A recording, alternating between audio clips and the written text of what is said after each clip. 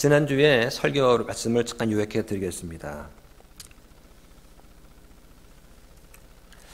예수님 오네시모 같은 노예를 택해서 형제로 만드셨습니다. 그래서 바울은 오네시모를 향해서 종이 아니라 사랑하는 형제로 받아들이라고 말씀하였습니다. 바울은 오네시모를 노예로 본 것이 아니라 사랑하는 형제로 받아들였습니다. 예수 그리스도 안에서 함께한 형제로 본 것입니다. 이 귀중한 말 한마디가 당시 노예들한테는 매우 소중한 말이었습니다. 그리고 예수 그리스도의 생각과 마음을 잘 보여주는 그러한 것이었습니다. 예수님께서는 없는 것을 택해서 필요한 것으로 만들고 무익한 것을 택해서 유익한 것으로 만드셨습니다. 노예를 택해서 형제로 삼아 주셨습니다. 예수 그리스도를 만날 당시에 그 당시의 나의 위치와 나의 형편은 전혀 문제가 되지 않습니다. 내가 예수님을 만나게 되면 그 순간 무익한 존재에서 유익한 존재가 되는 것입니다. 그런데 우리 스스로의 힘으로는 아무런 선한 것을 행할 수가 없습니다. 이렇게 보면 우리는 모두 오네시모와 같은 그런 존재라고 볼 수도 있습니다. 그래서 그리스도께 우리는 온전히 달라붙어서 그리스도를 따라 걸으며 그리스도를 높여 들어야 합니다. 바울은 자신뿐만 아니라 아리스도고 마가, 유스도라고 하는 그런 동역자들이 모두 골로새 교회의 안부를 전한다고 말하면서 이 사람들만이 하나님의 왕국을 위해서 일하는 동역자다라고 말을 했습니다.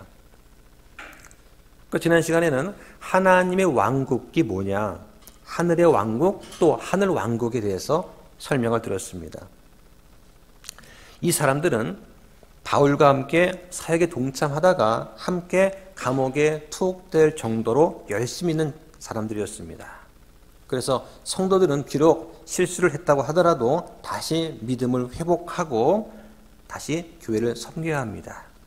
또한 복음 전도자를 위해서 함께 수고하며 유익한 위로자가 되어야 된다 하는 말씀을 지난 시간에 들었습니다. 이스라엘 백성이 출애굽해서 가나안에 들어가는 과정을 좀 상상해 보면 출애굽한 사건 자체가 바로 구원을 말하는 것입니다. 출애굽한 백성은 이미 구원받은 사람들이에요. 그런데 약속의 땅으로 갈 때까지 많은 어려움을 겪습니다.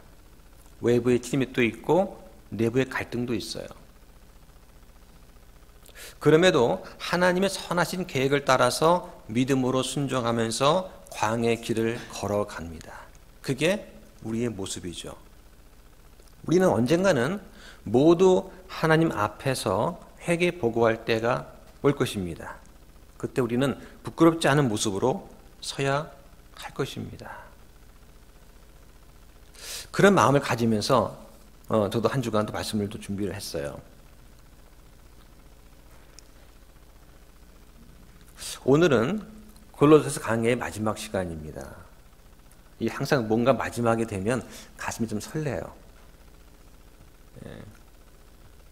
제목은 골로새 교회를 향한 바울의 마음이라고 정했습니다. 지난 4월 달에 우리가 화평침례 교회를 시작을 하면서 골로새서 강의를 시작했습니다. 말씀을 준비하면서 그 골로새서를 통해서 하나님께서 우리 교회에게 주시고자 하는 그 말씀은 무엇인가 하는 것을 깊이 생각하고 묵상하는 그런 시간을 가졌습니다.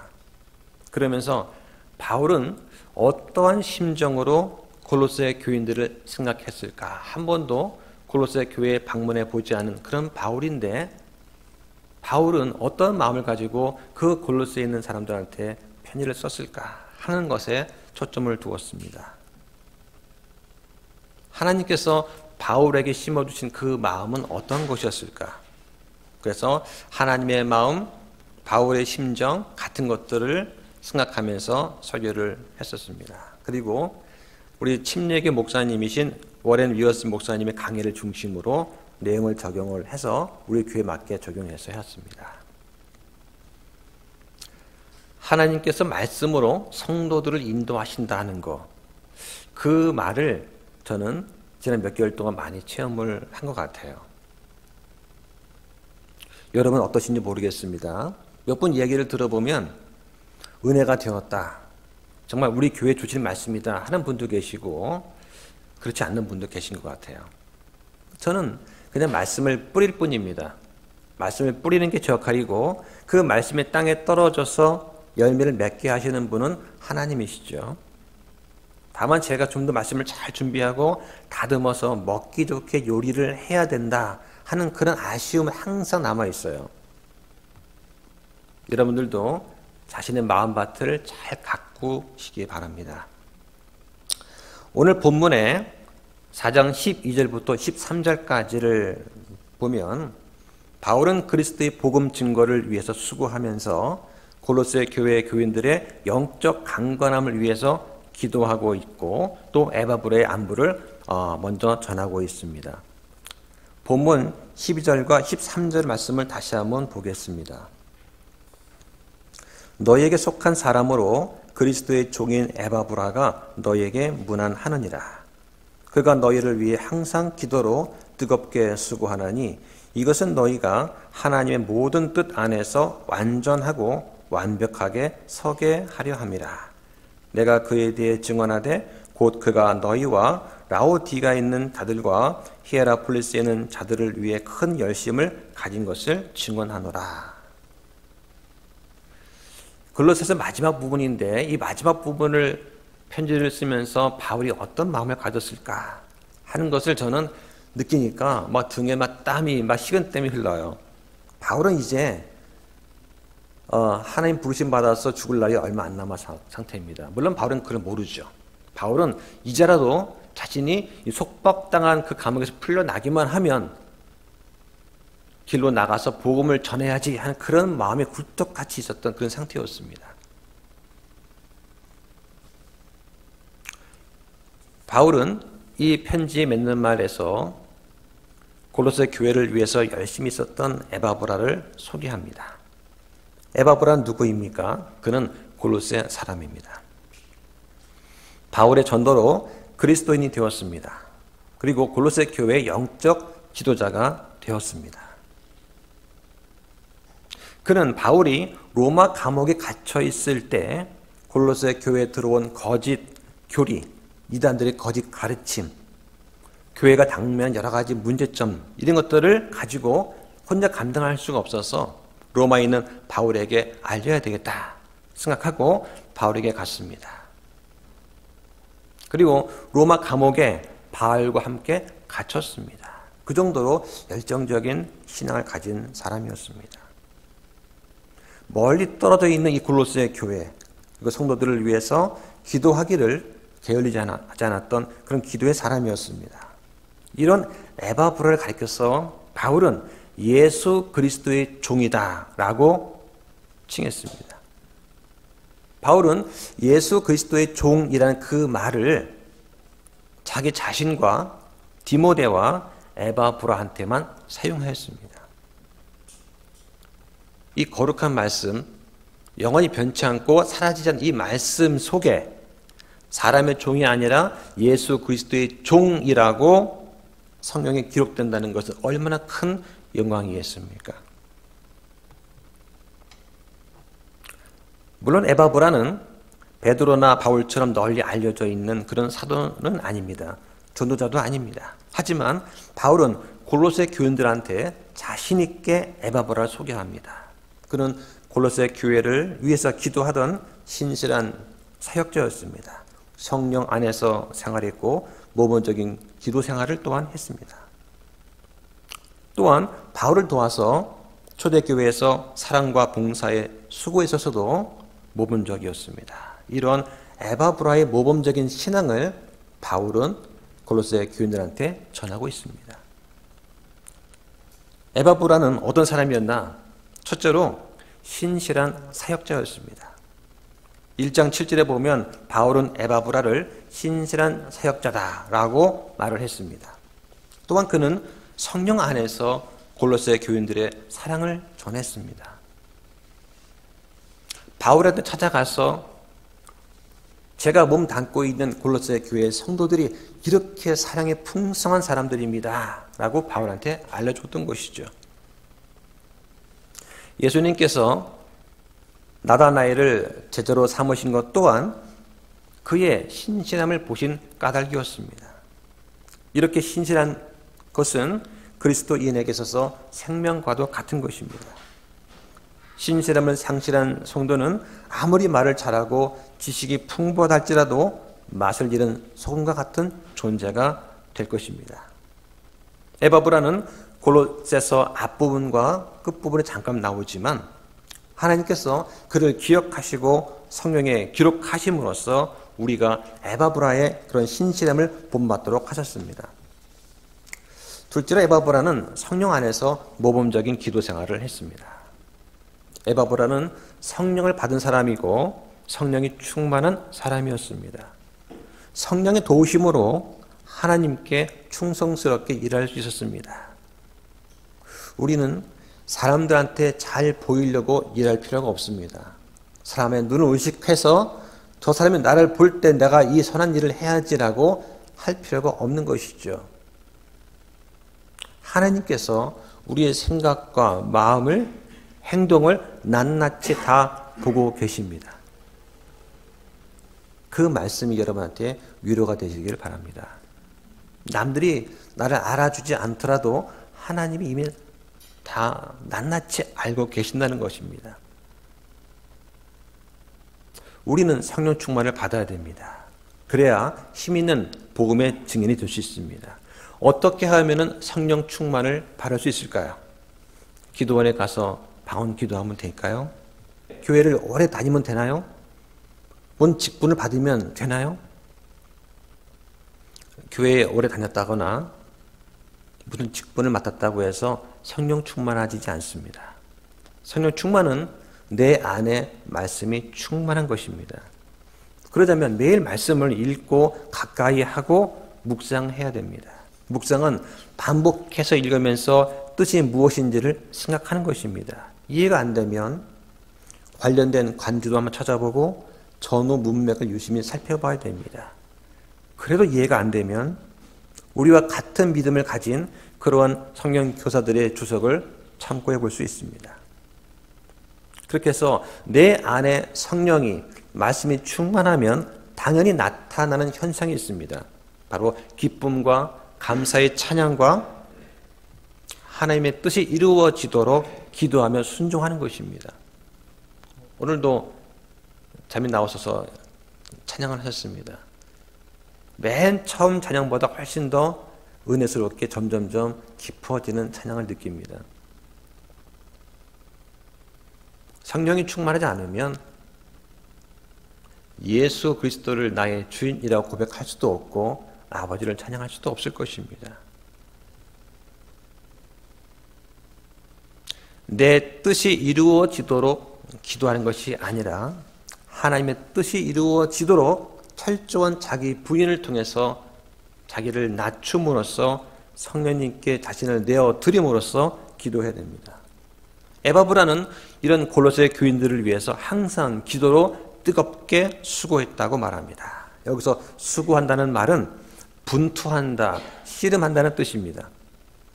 자기의 몸을 억제해서 복종시키면서까지 열심을 내는 기도를 말하는 것입니다. 원래 뜨겁게 수고한다는 그 말은 경기장에서 승리의 월계관을 쓰기 위해서 경기자가 아주 외롭고 힘들게 격투하고 있는 장면을 묘사하는 말입니다. 이런 단어가 사용된 것이 바로 겟세마네 동산에서 예수님께서 피와 땀을 흘려가면서 기도하시던 그 장면을 연상하시면 되겠습니다. 바울은 뜨겁게 수고한다는 그 말을 써서 에바브라의 충성된 사역을 보여주었습니다. 셋째로 에바브라는 사랑과 봉사의 모범적이었습니다. 에바브라는 골로새 교회를 섬기다가 어려움이 닥치자 자기의 선배이자 스승인 바울을 찾아서 로마의 감옥으로 찾아갔습니다. 자그마치 2000km가 되는 거리입니다. 그리고 골로새 교인들이 서로 사랑으로 지낸다는 소식을 전했습니다. 그래서 바울은 이 에바브라를 가리켜서 성령 안에서 이루어진 너희의 사랑을 우리에게 밝히 알려준 자라고 1장 8절에서 말을 했습니다. 저는 2달에 한 번씩 지역교회 목회자 모임에 참여를 합니다. 모두 5교회의 목회자가 모여서 교제를 합니다. 항상 첫 번째 대화는 뭐냐면 요즘 형제님의 교회는 어떻습니까? 라고 물어보는 거죠. 그리고는 이제 2-3시간 동안 여러 가지 얘기가 나옵니다. 그러면 저보다 앞서서 교회를 운영했던 선배 목회자 입장에서 벌어진 일들을 저는 이렇게 보면서 나는 저런 실수를 하면 안 되겠다 하는 생각을 하게 됩니다. 원래 그런 목적을 만든 거예요. 과부 사정은 호라비가 안다는 것처럼 목회자들의 고민은 목회자들만이 알고 있습니다. 예를 들면 사람들은 흔히 없는 흉도 드러내서 친구 사이를 이간시키려고 합니다. 자신의 자리를 굳건히 지키려고 이미 떠나간 사람한테 자기의 잘못을 다 덮어 씌우기도 합니다. 형제를 거짓 증거하는 것은 물론 남 잘되는 것을 배아파하고 시기하는 것을 서슴지 않습니다. 이것은 마귀의 계략이고 사탄이 가장 잘하는 짓입니다. 이것은 목회자 모임에서 교회를 교제를 하다 보면 공통적으로 드러나는 것들입니다. 하나님의 일을 하니까 형통할 줄 알았지만 사실은 그 일이 너무나 소중하기 때문에 마귀가 가만두지 않는다는 것을 아주 여실히 보여주고 있어요. 모든 교회가 다 겪었었고 겪고 있고 그 다음에 겪게 될지도 모르는 그런 일들입니다. 근데 한번 지나가면 면역이 되는 것이 아닙니다. 한번 폭풍이 지나가고 뒤에 또 옵니다. 계속 반복이 됩니다. 저 교회는 이제 탄탄할 거야. 그렇지가 않더라고요. 우리 성도는 그러한 시기와 질투 사이에서도 화평케 하는 자가 되어야 됩니다. 그것이 하나님의 뜻입니다. 에바브라는 자신이 속한 골로새 교회뿐만 아니라 라오디게아 지방과 히에라폴리스 지역 사람들을 위해서도 많은 봉사와 수고를 아끼지 않았습니다.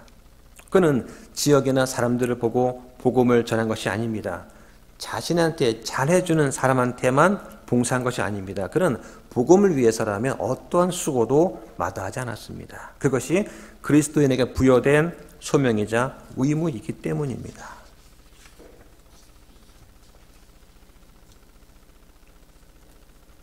에바브라가 기도로 뜨겁게 수고한 그 이유는 골로새 교인들이 하나님의 모든 뜻 안에서 완전하고 완벽하게 서게 하기 위함이다 라고 했습니다. 이것은 당시 골로새 교인들한테 중요한 문제였습니다. 왜냐하면 그 당시 골로새에 있던 많은 거짓 교사들이 자신들의 철학을 통해서 완전함을 추구했기 때문입니다. 우리의 가르침을 따라라. 그럼 완전함을 보여주겠다. 완전히 이끌어주겠다라고 했습니다. 따라서 에바브라는 성도들이 하나님의 모든 뜻 안에서, 즉 하나님의 백성을 구원하기 위해서 그리스도께서 세우신 그 모든 계획 안에서 완전한 자로 서게 될 것을 기도했습니다. 그러면 완전한 자가 된다는 게 뭐냐? 오늘 그 말씀을 한번 찾아보겠습니다. 먼저 마태복음 5장 48절입니다. 그러므로 하늘에 계신 너희 아버지께서 완전하신 것 같이 너희는 완전할지니라. 저는 처음에 이 마태복음 말씀을 읽을 때 무척 걱정이 됐어요.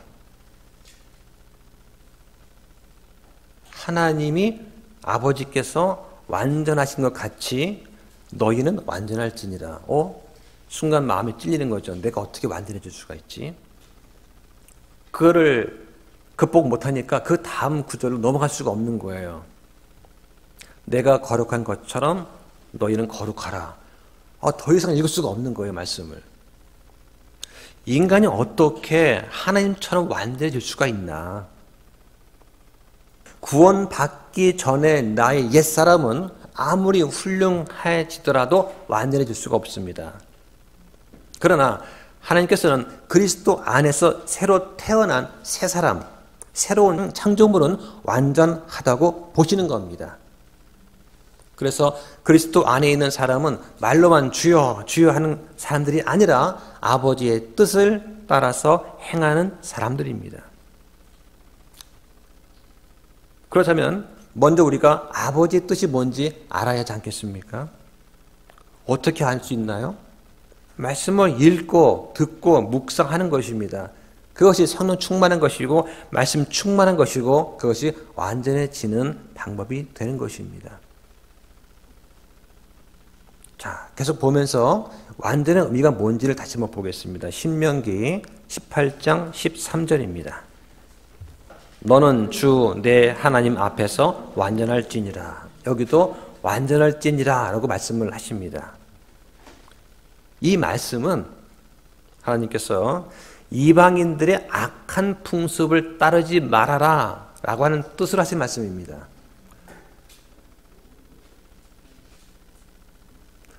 도덕적으로 행위적으로 완전해지라고 하는 것이 아니라 여기서 말씀하시는 것은 너희는 이방인의 저 악한 풍습을 우상 숭배하는 그 모습을 따르지 말아라 하는 것입니다. 사람은 스스로의 힘으로는 하나님 앞에서 완전할 수가 없습니다. 오직 예수 그리스도의 대신 속죄의 공로로 인해서 우리는 완전해질 수가 있는 것이죠. 세 번째 보겠습니다. 마태복음 19장 21절입니다. 예수님께서 그에게 이르시되 내가 완전하게 되려거든 가서 내가 가진 것을 팔아 가난한 자들에게 주라. 그러면 하늘에서 내게 보화가 있으리라. 그리고 와서 나를 따르라 하시매. 였습니다. 어떤 부자 청년이 예수님께 와서 무슨 선한 일을 해야 영생을 얻겠습니까? 하고 질문했습니다. 예수님께서 명령들을 지키라 하셨습니다. 그 청년은 저는 다 지켰습니다. 저에게 부족한 것이 있습니까? 했더니 예수님께서 가진 것을 팔아서 가난한 자들에게 주라고 하셨습니다. 근데 그 청년은 가진 소유가 많아서 근심하며 떠나갔다고 합니다. 여기서 예수님께서 말씀하신 완전하게 되려거든 그 완전이라는 말뜻이 무엇일까요? 여기서는 청년에게 요구한 것은 철저한 자기 부인과 순종을 말하는 것입니다. 예수님께서 베드로와 안드레, 야고보, 요한을 향해서 나를 따르라 했을 때 그들이 취한 행동이 무엇입니까? 가지고 있던 배와 그물을 다 버리고 주님을 따랐습니다. 어부들에게 있어서 배와 그물은 가진 것 전부입니다. 어떤 사람한테는 10억이 큰 돈일 수 있고 어떤 사람한테는 단돈 1,000만 원이 가진 전부일 수 있는 것입니다. 그런데 이 제자들은 가지고 있는 그것들이 예수님을 따라가는 데 방해가 될 것이라고 판단하자 다 버리고 따라갔습니다. 그 청년한테 예수님이 원하신 것은 먼저 마음과 삶이 변화되고 삶의 목적이 바뀌어야 한다 하는 것을 말씀하고 있는 것입니다. 하늘의 보화를 얻기 위해서 내가 가지고 있는 모든 것을 팔 준비가 되어 있어야 됩니다. 그런데 부자 청년은 이거를 할 수가 없었습니다.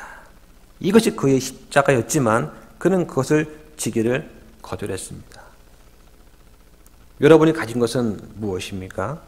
자산입니까? 가족입니까? 자존심인가요? 명예인가요? 예수님을 위해서 그러한 것들을 다 내려놓을 수 있다고 생각할 수 있나요? 예수님께서 물어보시면 다 내려놓겠습니다 라고 단호하게 말할 수 있기를 바랍니다. 그 다음 빌립보서 3장 15절입니다. 그러므로 우리 완전한 자들은 다 이같이 생각할지니 만일 어떤 일에 너희가 달리 생각하면 하나님께서 바로 이것을 너희에게 드러내시리라. 우리 보고 완전하다고 합니다. 우리 완전한 자들은 이렇게 생각하라고 합니다. 만일 어떤 일에 너희가 달리 생각하면, 다시 말해서 그 완전이라는 그 말에 대해서 너희가 달리 생각하면 이런 뜻이죠. 그럼 하나님께서 이것을 너희한테 드러내실 것이다 한 겁니다. 여기서 말하는 완전한 자들이라고 하는 것은 예수 그리스도로 인해서 구원을 받아서 하나님께 거룩하게 구별된 상태를 말하는 것입니다. 저와 여러분은 예수 그리스도를 믿음으로 인해서 거룩하다고 칭의를 받았습니다. 이个상태가 완전한 상태인 것입니다. 근데 완성되지는 않았습니다. 우리는 계속 완성되어 가는 과정에 있고 우리 몸이 부활했을 때 그때 완전하게 완성될 것입니다. 지금 우리는 계속 성장해 가는 그런 과정에 있는 것이죠. 우리는 다 믿음의 분량이 다릅니다. 더 성숙한 사람이 있고 덜 성숙한 사람이 있습니다. 그래서 우리는 교회 안에서, 몸된 교회 안에서 서로 좋아하고 서로 협력할 필요가 있는 것입니다. 그 다음 골로새서 1장 28절을 보겠습니다. 우리가 그분을 선포하며 각 사람에게 경고하고 모든 지혜로 각 사람을 가르치나니 이것은 우리가 각 사람을 그리스도 예수님 안에서 완전한 자로 드리려 함이니라. 예수님의 복음을 선포하고 각 사람한테 경고하고 가르치고 하는 것, 이것은 우리를 완전한 자로 드리려 한다고 말하고 있습니다. 구원받은 상태, 칭의의 상태는 완성된 것이 아닙니다. 계속 가르침을 듣고 신앙이 성장해야만 하는 것이죠. 그렇다면 완전이라는 그 말을 어떻게 생각하면 좋을까요? 놀이터에 가면 어린 아이가 아장아장 걸어갑니다. 그리고는 그 모래밭 위에서 갸우뚱하고 푸석 넘어집니다. 또 벌떡 일어나서 또 아장아장 걷습니다. 그렇게 하기를 몇 날, 며칠, 또 몇 달 하다 보면 그 아이는 넘어지지 않고 잘 걷고 뛰게 됩니다. 이 상태를 완전하다라고 표현하는 것입니다. 처음부터 완전한 것이 아니라 처음엔 가다가 넘어집니다. 하지만 다시 일어서서 그 자기가 좋아하는 그 길을 향해서 다시 걸어가는 그 과정, 상태, 이거를 완전이라고 하는 것입니다. 지금 우리는 칭의 받았습니다. 하지만 우리는 아직 거룩하게 다 완성된 작품이 아니죠. 계속 성화되어야 되고 영화까지 가야 되는 것입니다. 이걸 완전하다고 말합니다. 그 다음 야고보서 1장 4절을 보겠습니다. 오직 인내를 완전히 이루라. 이것은 너희가 완전하고 완벽하여 아무것도 부족함이 없게 하려 함이라. 자, 완전하고 완벽하기 위해서 필요한 것이 무엇입니까? 인내입니다. 인내를 가짐으로써 우리는 부족함이 없는 상태로 나아갈 수가 있는 것이죠. 그래서 흠이 없게 되는 상태로 나아가는 것이 말합니다. 여기서 우리한테 인내가 필요합니다. 자, 그 다음 3장 2절 보겠습니다. 야고보서 3장 2절입니다. 우리가 다 많은 일에 실수하나니 만일 어떤 사람이 말에 실수하지 아니하면 바로 그 사람은 완전한 사람이요 또한 온몸을 제어할 수 있는 사람이니라 하였습니다. 실수와 잘못은 다른 것입니다. 실수는 모르고 짓는 죄라면 잘못은 알면서 짓는 것입니다. 그런데 우리가 많은 일에 실수한다고 합니다. 그래서 특히 이 말에 실수를 하게 됩니다. 저는 말에 실수를 하지 않는 사람을 아직 본 적이 없습니다. 말을 많이 하는 사람은 반드시 실수하게 되고 또 많이 하게 됩니다. 순전하고 정직하고 친절할 말만 하는 분은 오직 한 분, 예수 그리스도밖에 없습니다. 그래서 우리가 그리스도를 닮아가려고 노력하는 것입니다. 또 그런 사람, 예수님을 닮은 사람이 바로 훌륭한 성경 교사가 될 수 있습니다. 다시 본문 가서 골로새서 4장 14절부터 16절까지입니다. 사랑받는 의사 누가와 또 데마가 너희에게 인사하느니라. 라오디게아에 있는 형제들과 눈바와 그의 집에 있는 교회에 문안하라. 이 서신을 너희 가운데서 읽은 뒤에 라오디게아 사람들의 교회에서도 그것을 읽게 하고 그와 같이 라오디게아로부터 오는 서신을 너희도 읽으라 하였습니다. 바울은 여러 성도들의 사랑을 받는 의사 누가와 데마의 안부를 전합니다. 또한 자신의 편지를 라오디게아 교회 성도들한테 읽게 하고 또 그 교회에서 오는 편지도 골로새 교인들로 하여금 읽게 할 것을 부탁합니다. 바울은 항상 자신의 편지를 마칠 때마다 이렇게 안부를 전하고 몇 가지 당부를 하였습니다. 이 안부 인사를 통해 가지고 성도들과 지역교회를 향해 가졌던 바울의 열정과 사랑을 우리는 느낄 수가 있습니다. 본문에 나오는 누가는 어떤 사람이냐? 누가복음과 사도행전의 저자입니다. 바울은 누가를 소개하면서 그의 직업이 의사라고 하는 것을 명백히 언급하였습니다. 아마 누가가 바울과 함께 동행하면서 바울의 건강을 돌봐주었기 때문일 것으로 보입니다. 이 누가는 드로아에서 빌립보까지 동행을 한 적이 있습니다. 또 바울의 3차 전도 여행 때 마지막 장소였던 예루살렘까지 여행을 하였습니다. 로마 감옥에 투옥된 이후에는 바울이 시중을 들었고 바울의 마지막 남은 시간들까지도 함께하면서 그를 위로해 주었습니다. 그래서 바울은 말년에 디모데한테 편지를 쓰면서 누가만 나와 함께 있느니라 라고까지 말을 하였습니다. 그 다음에 데마라는 인물이 나옵니다. 저는 이 데마를 읽을 때 좀 가슴이 답답했어요. 데마는 바울의 사역을 돕는 동역자들 가운데 한 사람이었고 바울의 제자들 중에 한 사람이었습니다. 그런데 바울이 두 번째 로마 감옥에 갇혀있는 동안 바울을 버리고 바울을 떠났습니다. 이런 안타까운 장면이 디모데후서 4장 10절에 보면 데마는 이 세상을 사랑해서 나를 버리고 데살로니가로 떠났다라고 기록을 하였습니다. 아마 데마는 바울이 감옥에 갇힌 것을 보고는 겁이 났을 겁니다. 베드로도 예수님을 3번이나 부인하지 않았습니까? 나라면 어떠했을까요? 다른 제자들이 예수님께서 군중한테 붙잡히자 뿔뿔이 흩어졌습니다. 나라면 어떻게 했을까요? 바울과 함께 고난을 겪었던 그런 사람들이 존경스럽고 부럽지만 데마한테도 안타까움과 동정심이 갑니다. 또 한 가지는 뭐냐면 다른 사람들 이름 앞에는 이렇게 수식어가 붙어요. 이 사람은 나와 함께 갇힌 자다. 이 사람은 나의 동역자다. 저 사람은 너에게 속한 사람이다. 저 사람은 신실하고 사랑받는 형제다.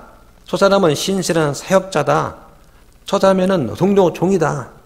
이러한 수식어가 붙습니다. 근데 데마는 아무런 수식어가 붙지 않습니다. 그리스도의 심판석에 서게 될 텐데 내 이름 앞에 어떤 수식어가 붙을까요? 그래서 생각하다 보니까 데마를 읽을 때 마음이 답답한 걸 느낄 수가 있었습니다. 아무튼 바울이 이 골로새 교회에 보낸 이 서신을 기록할 당시에 이 사람들은 바울과 동역했은 것은 분명합니다. 바울이 편지에 이런 동역자들의 이름을 거론한 것은 다른 성도들이 그들과 사랑을 나누기를 바랐기 때문이다라고 볼 수 있습니다. 또 그가 안부를 물었던 눈바라는 인물이 나옵니다. 우리 킹 제임스 성경에는 이 눈바가 남성으로 나옵니다. 그런데 개역 성경에는 여자로 표현이 되어 있어요. 그리스 사본에 보면은 남성, 여성 둘 다 표기가 되어 있는 사본도 있습니다. 근데 스트롱 코드를 찾아서 보면은 거기에 분명히 남성 명사라고 되어 있습니다. 중요한 것은 이 눈바라는 인물은 부유하고 열심히 있는 그리스도인이었습니다. 그래서 그의 집에 교회가 있었어요. 눈바의 집에 있는 교회는 일종의 가정교회입니다. 골로새 교회 내에서 친교를 위해 모이는 아마 작은 모임이었을 것이라고 생각이 됩니다. 눈바는 신약 성경에 한 번 나옵니다. 유명하진 않아요. 그런데 그리스도 안에서 한 형제였기 때문에 안부를 묻는 이 바울의 형제 사랑은 정말 감동적입니다. 어떤 교회는 성도가 교회를 찾아오면 만약 그 사람이 사회적으로 아주 유명하거나 안정적이고 대접받는 직업을 가진 사람, 그것도 온전한 가정교회를 방문하면 얼굴에 화색이 들면서 막 친절하게 받아줍니다. 어서 오시라고. 그런데 혼자 오거나 가난한 사람이 오면 쌀쌀맞게 차갑게 대합니다. 저는 그걸 직접 본 적도 있고 또 그런 사람들의 말을 많이 또 합니다. 교회가 클수록 그런 말이 많아요. 이런 점에서 볼 때 바울의 이런 형제 사랑은 정말 본받아야 할 것이라고 생각이 됩니다. 나와 같은 형제 자매를 사랑하지도 못하면서 어떻게 저 세상에서 죽어가는 그런 사람들을 위해서 우리가 수고할 수 있겠습니까?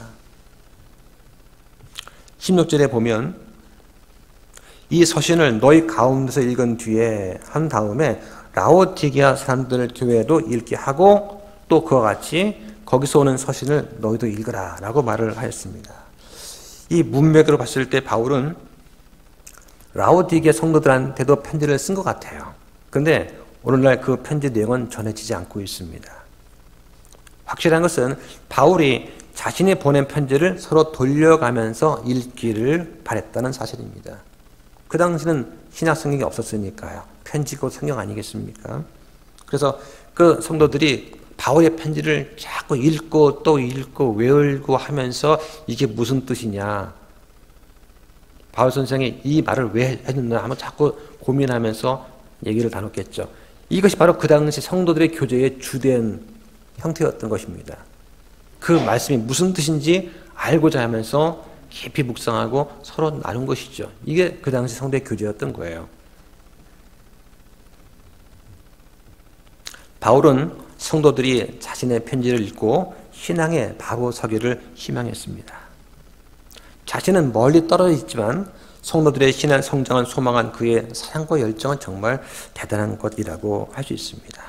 또한 이 서신은 바울이 감옥에 갇혀 있을 때 쓰여졌던 것이죠.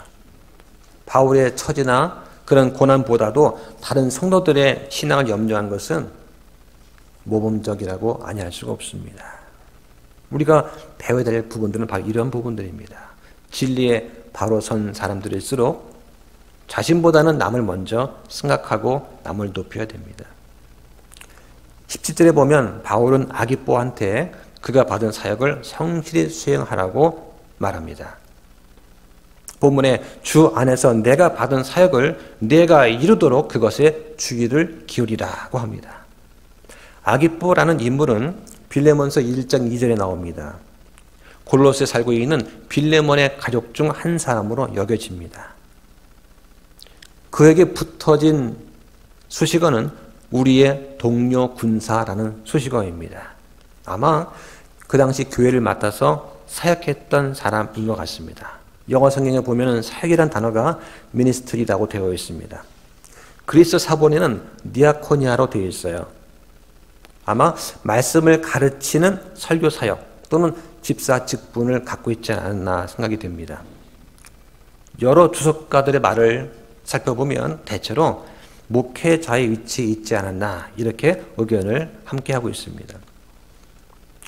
바울은 자신이 결박당한 몸인 것을 기억해서 골로새 교회가 굳건하게 되기를 당부하고 있습니다. 본문에 주의를 기울이라고 말합니다. 아마도 이 당시에 아기뽀가 사역할 때는 어느 정도 위험이 내포되어 있을 것이라고 생각이 됩니다. 그 위험이라는 것은 교회 안에 침투에 들어오는 그릇된 이단의 가르침이었을 것입니다.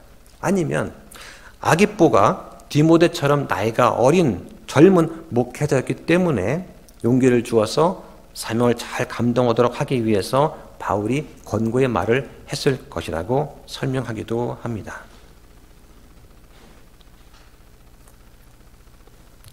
본장 마지막 18절을 보면 내가 결박당한 것을 기억하라 하는 당부가 나옵니다. 왜 이런 말을 했을까요? 내가 결박당한 것을 기억하라. 이 편지를 쓸 당시에 바울은 감옥에 갇혀 있었습니다. 갇힌 이유는 하나님이나 사람의 법을 어겼기 때문이 아닙니다. 바울이 그렇게 전하고 싶었던 그 예수 그리스도, 주 예수 그리스도의 복음 때문에 갇힌 것이었습니다. 그는 자신보다 여러 교회와 여러 성도를 더 염려했습니다. 그 당시 여러 지역 교회로부터 들려오는 좋지 않은 소식들에 대해서 염려했으며 여러 성도들의 신앙생활에 대해서 걱정하고 있었습니다. 사실 정말 걱정과 염려의 대상이 될 사람은 바울 자신이었던 것이죠. 그러나 바울은 자신보다 다른 교회와 성도를 더 염려했습니다. 여기에 바울의 위대함이 있지 않나. 또 그런 바울을 만드신 하나님은 얼마나 위대하신가. 성령이 충만한 삶이란 이런 삶이 아니겠습니까? 바울은 지금 로마에 있는 모든 사람한테 복음을 전하고자 하는 그러한 소망을 갖고 있었습니다. 그런데 그의 감금 생활은 그 바울의 소망에 너무나 많은 제약을 가져다 주었습니다. 그래서 빨리 그 속박에서 풀려나서 자유롭게 복음을 전했으면 하는 그런 기도를 부탁하는 것입니다. 이것은 모든 성도들이 목회자를 위해서 어떤 태도를 가져야 되는지를 잘 보여줍니다. 성도들은 목회자를 기억하고 항상 기도에 힘써 주면 좋겠습니다. 교회가 성장해야 내 믿음이 성장합니다. 또 내 믿음이 성장해야 교회도 함께 성장하는 것입니다. 바울은 다른 편지처럼 본 서신에서도 맺은 말에 자신의 친필 문안과 함께 부탁의 말을 합니다. 그리고 축복의 말로 그 끝을 맺습니다. 18절에 보면 나 바울은 내 손으로 써서 문안한다고 하였습니다. 그 당시 바울은 눈에 질병이 있었어요. 그 대부분 편지를 직접 썼다기보다는 대피를 하고 맨 끝에 본인이 서명을 했을 것이라고 생각이 됩니다. 그래서 이 골로새서도 디모데가 쓰고 바울이 친필로 서명을 했을 거라 생각이 됩니다. 바울이 마지막으로 축복의 기도를 합니다. 은혜가 너희와 함께 있기를 원하노라 합니다. 이 골로새서는 축복으로 시작해서 축복으로 끝이 납니다. 이 본문의 축복 기도는 다른 바울 서신보다도 짧습니다. 근데 짧지만 거기에는 강렬한 생기가 있고 말할 수 없이 풍부한 하나님의 은혜가 담겨져 있습니다. 은혜는 모든 사람이 원하는 것입니다. 그러나 아무나 받는 것이 아닙니다. 오직 하나님께서만 베푸실 수 있고 하나님의 자녀한테만 주시는 선물입니다. 이 은혜가 없으면 성도는 기쁨도 없고 소망도 없을 것입니다. 그러나 우리는 그 하나님께서 주시는 그 은혜를 그 베푸심으로 우리는 영원을 소망하면서 기쁨으로 삶을 살아갈 수가 있을 것입니다. 말씀을 정리하겠습니다. 골로새서를 마지막으로 이렇게 정리를 하면서 바울의 그 심정을 한번 잘 생각해 보면 좋겠습니다. 에바브라가 어떤 마음을 가지고서 바울을 찾아갔을까? 그럼 지금 그 당시 골로새는 리더가 없어요. 오직 전해주는 편지만 가지고 반복해서 읽고 외울 정도로 반복해서 읽으면서 묵상하면서 그걸 가지고 교제하고 기도를 했던 것이죠. 우리는 성경 말씀이 있지 않습니까? 너무나 많아서 그런가요? 읽지를 않습니다. 가까이 하지 않아요. 아마 이 사람들은 바울의 보낸 편지를 몇 장, 몇 절까지 단단히 암기하고 있었을 것입니다.